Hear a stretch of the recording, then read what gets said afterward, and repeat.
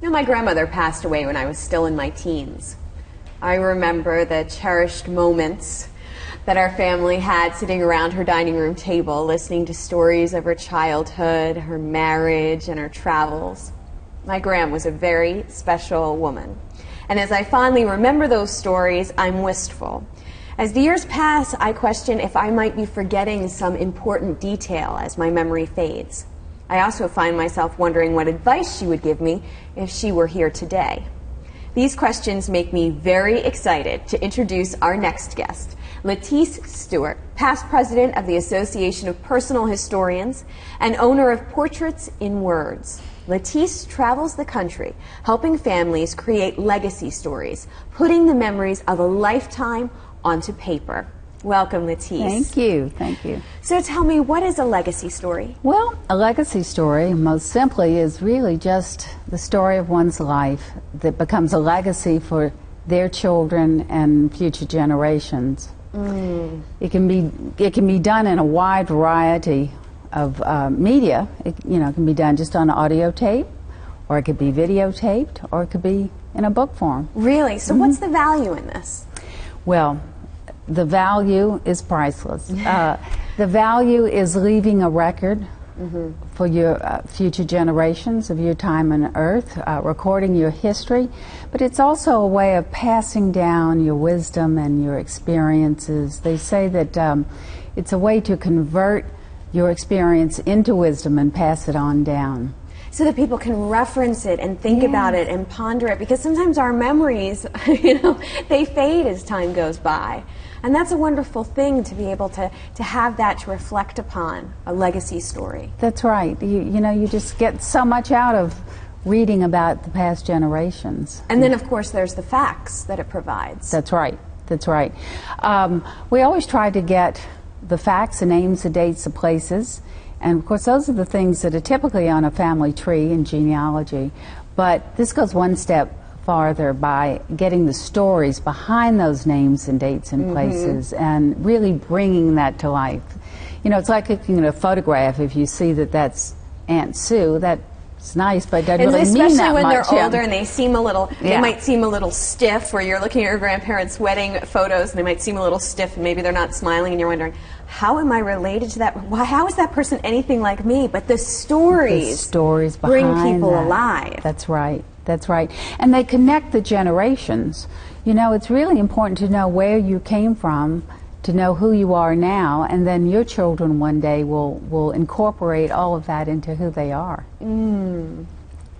Wow. It's also a matter of recording people's personal values, I would imagine.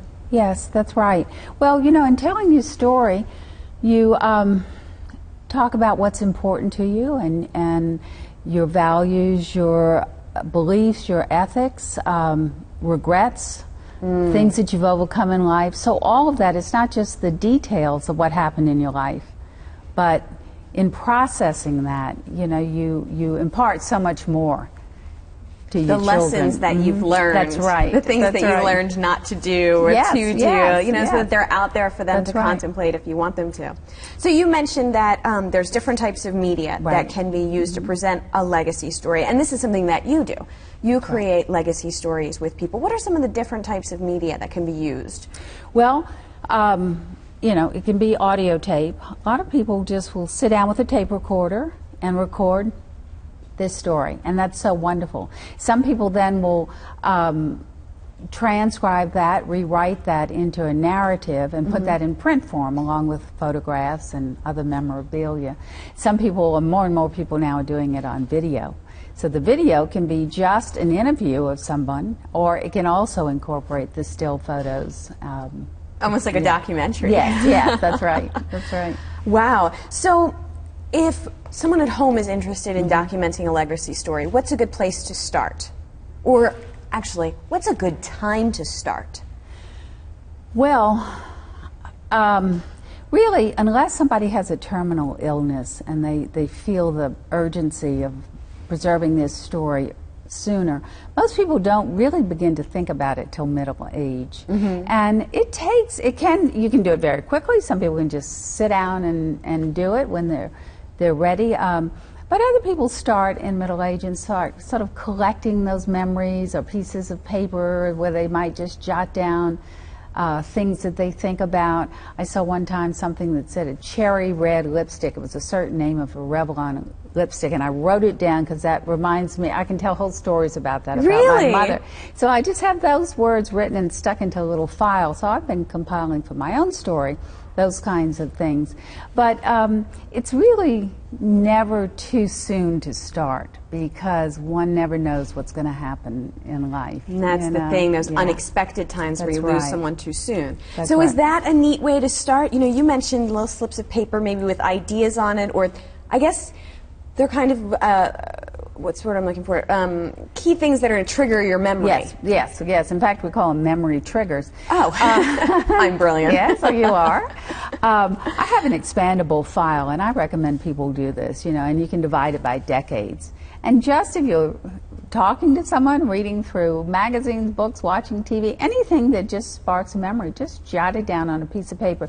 Don't try to record the story behind it yet. Just stick that in that little file of, you know, in that decade, and then when you're kind of ready, in fact, you could take the stories decade by decade and pull out those little scraps of paper and, you know, get you thinking about things.